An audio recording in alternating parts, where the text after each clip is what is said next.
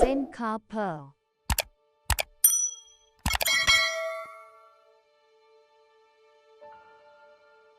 Sin Ka Po is a familiar country in our Southeast Asian region. Despite having a small area and modest population, this is a country famous for its strict laws. Even minor violations like eating and drinking on public transportation can lead to administrative fines of up to thousands of dollars. However, among the punishments that Sin Ka Po applies, caning is the punishment that frightens many people the most, and is also one of the most controversial punishments. Why does Sin Ka Po use caning punishment? And how is caning carried out? Is it like in old Chinese historical movies, where the offender is pinned down and beaten severely like that, or not? Before talking about caning punishment in Sin Ka Po, let's mention 10 crimes that in other countries are often considered normal, but in Sin Ka Po are considered criminal and heavily punished. For reference, we rely on sources from Sin Ka Po travel and study websites. For easy visualization and tracking, we will examine basic aspects of life: eating, clothing, housing, transportation, and classify the punishments in that order. First, regarding eating, chewing gum is illegal in Sin Ka Po. The law banning chewing gum in Sin Ka Po is probably one of the most famous laws. The act of chewing gum is prohibited here, including selling, importing, or smuggling gum into Sin Ka Po. And chewing gum indiscriminately is the most heavily punished offense. This crime can result in up to 2 years in prison. Continuing with matters related to the mouth, smoking is also banned in almost all places in Sin Ka Po. When coming to Sin Ka Po, you are not allowed to smoke cigarettes. This is prohibited in many locations, including indoor areas, public vehicles, bus stops, within 5 meters around bus stops, public toilets, public swimming pools, public dining areas, night entertainment venues like bars, nightclubs, beer halls, outdoor areas like sports fields, markets, exercise areas, and 5 meters around any entrance, even parking lots. Therefore, the only place you can smoke is in your own home, as long as neighbors don't complain, or in designated smoking rooms. Therefore, the best advice is don't smoke in Sin Ka Po. Sin Ka Po's third ban law also relates to eating. That is, using alcoholic beverages and organizing parties during the time frame from 10:30 p.m. to 7 a.m. the next. When coming to Sin Ka Po, if you intend to organize a barbecue party that extends past 10:30 p.m., you must obtain a permit from the government. This is one of the newest and quite strict laws, passed since the beginning of 2015. Not only human eating matters, but feeding pigeons in Sin Ka Po is also prohibited. Bird lovers, be careful, as you might accidentally throw leftover food.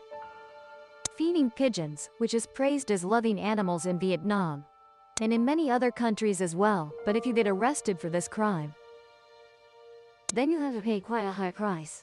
And this is one of the prohibitive laws that makes many people extremely surprised and sad. After eating comes dressing.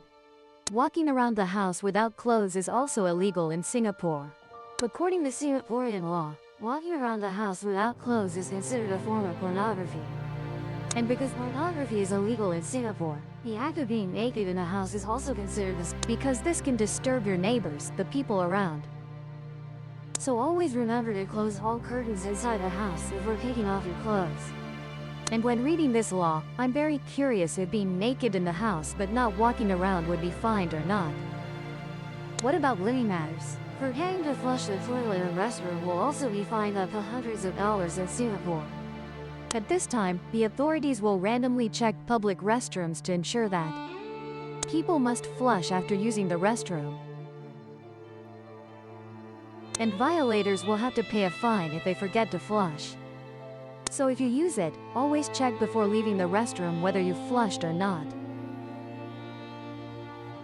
This helps keep Singapore clean at all times. The seventh strict prohibition law in Singapore relates to using others' Wi-Fi networks. This is truly a law that makes it difficult for tourists who want to use any free Wi-Fi network they find.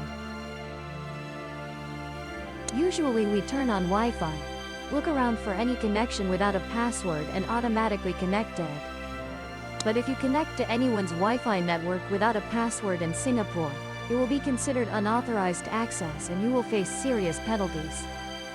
be tempted by free Wi-Fi, because it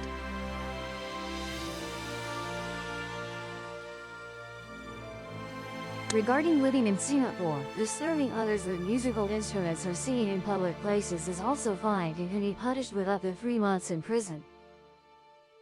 Singapore seems very serious about protecting people from public disturbances. This is not a land of loudspeakers. They have applied fines or imprisonment for individuals singing in public, especially if the song lyrics contain vulgar or swear words, or playing musical instruments that make others feel disturbed. Don't think that having musical talent means you can play anywhere and must play at the right place and time. The night prohibition law in Singapore that will surprise many people is kite flying. There are many scenarios that could happen if someone keeps flying kites without paying attention to traffic on surrounding roads. So you will feel guilty if affecting traffic, and it's understandable that flying kites in public places affecting traffic will be fined. And the Singapore government doesn't joke, and they can fine up to several $1,000s. The 10th prohibition law that will surprise many people is graffiti painting. In Singapore, there's definitely no place for graffiti artists. Graffiti painting is considered a form of vandalism and can get you arrested or worse, caned. Caning is a form that seems like only parents would give to children, or similar to punishments in ancient times in Chinese historical dramas. But in reality in Singapore, this punishment still exists, the cane punishment. According to Singaporean law regulations, caning with a rattan cane is an additional punishment accompanying prison sentences for law violators. Note that this is an additional punishment. This punishment is applied along with over 40 offenses, including violations within groups like drug trafficking, theft, and other property-related crimes. Violations related to weapons and explosives, immigration, finance, sexual crimes, public riots, kidnapping, traffic, prison discipline, and violations targeting individuals. It can be seen that many offenses come with the punishment of caning, including, as mentioned, behaviors like writing, painting, or marking on public and private properties without permission. For stealing, damaging any public property will be punished with 3 to 8 strokes. For immigration violations, entering and staying in Singapore without a valid passport, overstaying visas for more than 90 days, or intentionally employing over 5 illegal immigrants, the minimum punishment is 3 strokes and maximum is 24 strokes. And the caning punishment is only carried out for violations by men. And these men from 18 years old to 50 years old. Before caning, these men will be determined by medical authorities to be physically healthy. And the cane used for beating also has specific regulations. Not just any rattan cane can be used for beating. This cane has a length of 1.2 meters and the diameter of the cane is 1.3 centimeters, relatively large. Before the punishment is carried out, the rattan cane will be soaked in water overnight, so the rattan will become more flexible.